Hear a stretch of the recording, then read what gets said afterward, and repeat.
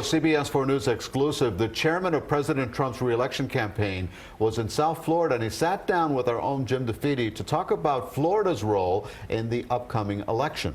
And Jim joins us now. Jim, you talked about everything from Russian interference to the Mueller Report, of course.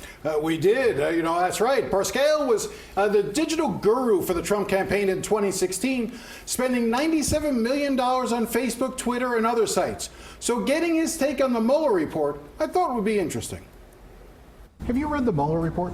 I've not read it page to page. I knew that you were going to ask that, but the have you read some of it? Yeah, I've read some of it, and I also have a large staff, which is nice. They said, read this, read that. Here's a summary report. Here are some other parts of it. I obviously scanned it for my own name when it first came out as well. Only one reference. Only one reference. Were you disappointed? That I was only referred to it once? No, I was tickled pink. I know I didn't do anything wrong, and I knew that my team didn't do anything wrong, and the report obviously showed there was no conspiracy or collusion, no case for obstruction.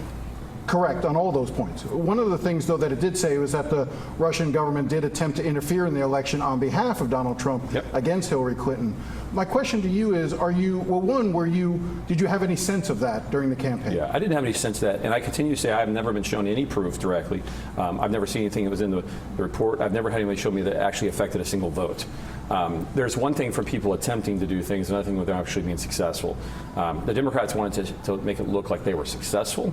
My argument is I haven't seen any proof of that. Well, let me ask you this. Is there a concern on your part that there would be an attempt by a foreign government to interfere in a similar way? For instance, this time against the president. For instance, could China perhaps use some of that micro-targeting on social media that you know so well? Look, I've always said that I do not want any foreign entity to meddle in our elections. I think the social media companies are going to be much smarter this time. I think the president is working on and doing things to make it tougher. Obama and Biden were asleep at the wheel the last time. They knew it. They didn't do anything about it. This president's not going to do that. So I think that's already a better situation than 2016 was.